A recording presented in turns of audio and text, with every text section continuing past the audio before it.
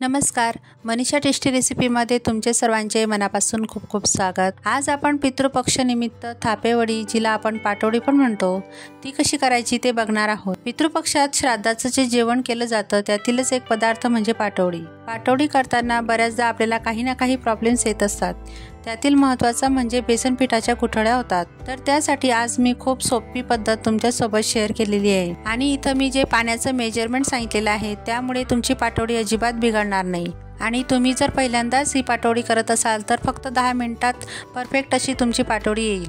तेव्हा एक वेळा नक्की ट्राय करून बघा आणि रेसिपी आवडली तर एक लाईक आणि सबस्क्राईब नक्की करा।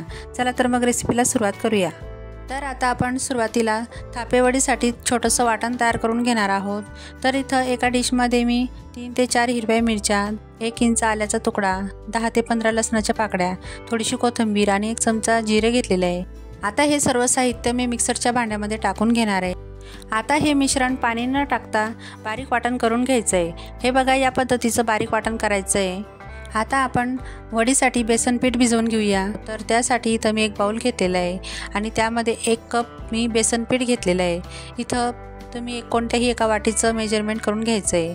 त्याच वाटीने किंवा त्याच कपने 1 कप पाणी इथं मी घेतलेलं आहे आणि बेसन पीठमध्ये असं थोडं थोडं करत पाणी टाकून हे बेसन पीठ भिजवून घ्यायचं आहे।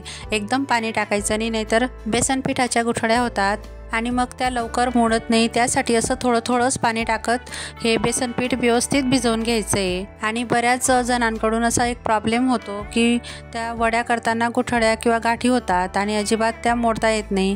त्यामुळे थापीवडी थापली जात नाही आणि ती व्यवस्थित पडत नाही। त्यासाठी असं थोडं थोडं पाणी टाकत हे व्यवस्थित बेसन पीठ भिजवून घ्यायचं आहे। तर आता इथं साधारण मी 1 कप पाणी आणि वर 2 ते 3 चमचे पाणी टाकून घेतलेले आहे आणि असं हे बॅटर व्यवस्थित तयार करून घेतलेलं आहे। तर हे बघा, मी तुम्हाला चमच्यामध्ये दाखवते। तर या पद्धतीचं बॅटर आपल्याला हवं आहे। आता वडीसाठीचं आपलं बॅटर तयार आहे। आता आपण वडी थापून घेणार आहोत। त्यासाठी अगोदरच अशी प्लेटमध्ये मी थोडंसं तेल टाकून घेतलेलं आहे आणि ते सगळीकडे असं पसरवून घ्यायचं आहे, म्हणजे वडी करताना घाई होत नाही। आता आपण वडी तयार करून घेणार आहोत। तर त्यासाठी इथं मी कढई गरम करायला घेतलेली आणि त्यामध्ये साधारण 2 ते 3 चमचे तेल टाकून घेतलेलं आहे। तेल व्यवस्थित गरम झाल्यानंतर अर्धा चमचा मोहरी टाकून घेतलेली आहे आणि जे आपण हिरवी मिरची, लसूणची पेस्ट करून घेतलेली होती ते 2 चमचे टाकून घेतलेले आहे आणि ते व्यवस्थित आता तेलामध्ये मिक्स करून घ्यायचं आहे। लसूण आणि मिरचीने खूप छान टेस्ट लागते ह्या वडीला। आता त्यामध्ये अर्धा चमचा हळद टाकून घ्यायची आणि तिलाही व्यवस्थित मिक्स करून घ्यायचं आहे।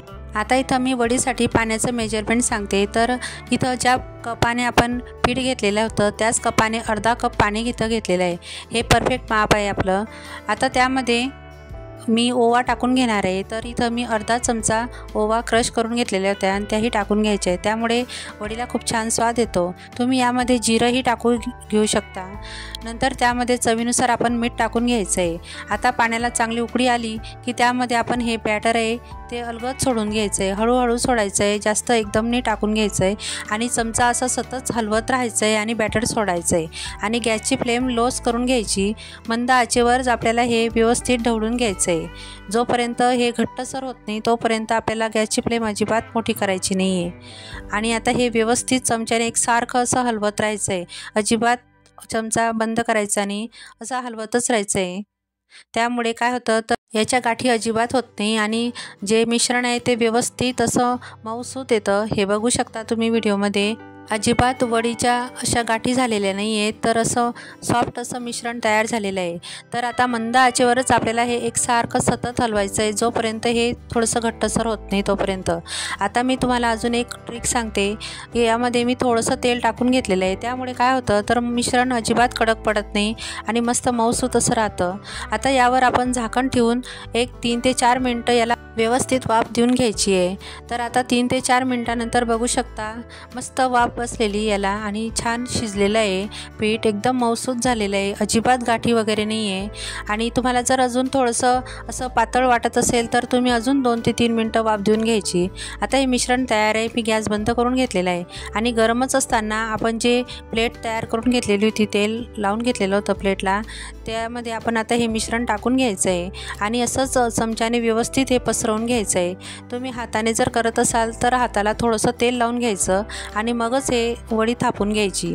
तर मी असं चमच्यानेच हे व्यवस्थित पसरवून घेते आणि नंतर तुम्हाला अजून एक पद्धत दाखवते मी। तर असं वाटी घ्यायची, वाटीचं जे खालचं तळाचा भाग असतो त्याला थोडंसं तेल लावून घ्यायचं आणि असं वरतून हे व्यवस्थित दाबत दाबत आपली वडी थापून घ्यायची।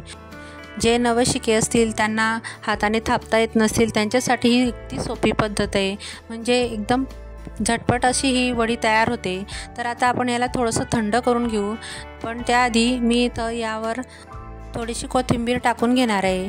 नंतर थोडीशी पांढरी तीळ आहे तीही टाकून घेणार आहे, तीळमुळे खूप छान दिसते ही वडी। नंतर जे ओलं खोबरं आहे ते टाकून घेणार आहे। तुमच्याकडे जर ओलं खोबरं नसेल तर तुम्ही सुकं खोबरंही टाकू शकता किंवा तुम्हाला अजून काही आवडत असेल तेही तुम्ही यावर टाकू शकता। नंतर मी परत वाटीने असं थोडंसं दाबून घेणार आहे, म्हणजे ते जे वडी आहे त्यामध्ये व्यवस्थित सेट होऊन जाईल, तर आणि वडी कापताना किंवा खाताना ती अजिबात पडणार नाही। तर आता बघा थोडं थंड झाल्यानंतर आता याच्या वड्या पाडून घेणार आहे। तर आपण पाटोड्या नेहमी काजू कतलीच्या आकारामध्ये किंवा डायमंड शेपमध्ये म्हणतो आपण, त्या पद्धतीनेच आपण ह्या पाटोड्या पाडत असतो। तर हे बघा आधी मी उभ्या लाईनी करून घेतल्या, नंतर आडव्या थोड्याशा तिरकस अशा या चाकूने कट करून घेतलेल्या आहे। तर हे बघा या पद्धतीने अशा पाटोड्या कट करून घ्यायच्या आहेत आणि मी तुम्हाला आता काढून दाखवते। तर अजिबात मोडत वगैरे नाही आहे आणि एकदम छान अशा मऊसूत अशा आपल्या पाटोड्या तयार झालेल्या आहे, अगदी तोंडात टाकताच विरघळतील अशा झालेल्या आहेत। तर हे बघा मी तुम्हाला दाखवते, एकदम त्याची जे जाडी आहे तीही मस्त व्यवस्थित मध्यममध्ये, अगदी बारीक किंवा जास्त जाडसरही नाही आहे। तर मी अजून तुम्हाला एक काढून दाखवते। अलगद अशा ह्या पाटोड्या व्यवस्थित निघत आहेत। तुम्ही जर पहिल्यांदाच करत असाल तर अगदी 10 मिनिटात ह्या पाटोड्या तयार होतील। आता मी एका प्लेटमध्ये ह्या सर्व करून घेतलेल्या आहे। तुम्ही या पाटोड्यांची जी भाजी असते ती करू शकता किंवा अशाही सर्व करून घेऊ शकता। हे बघा मी तुम्हाला एक तोडून दाखवते, एकदम मस्त तेव्हाच तुटतात आणि खाण्यासाठीही अप्रतिम अशा लागतात। तुम्ही एक वेळा नक्की ट्राय करून बघा आणि ह्या पितृपक्षात ही रेसिपी नक्की ट्राय करून बघा। पितृपक्षातच काय तर तुम्ही इतर वेळेसही या थापीवडी पाटोड्या करू शकता। झणझणीत मसाल्याची भाजी तुम्ही याची करू शकता, भाकरीसोबत भातासोबत खूप छान लागते ही भाजी। तुम्ही ह्या पाटोड्या मुलांच्या टिफिनमध्ये सुद्धा देऊ शकता, खूप छान लागतात।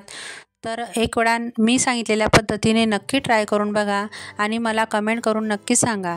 तुम्हाला ही माझी रेसिपी आवडली असेल तर प्लीज माझ्या चॅनलला एक लाईक करा, शेअर करा आणि सबस्क्राईबही नक्की करा। चला तर मग पुन्हा भेटूया अशाच एक नवीन रेसिपीसोबत। तोपर्यंत मस्त खा आणि स्वस्त राहा।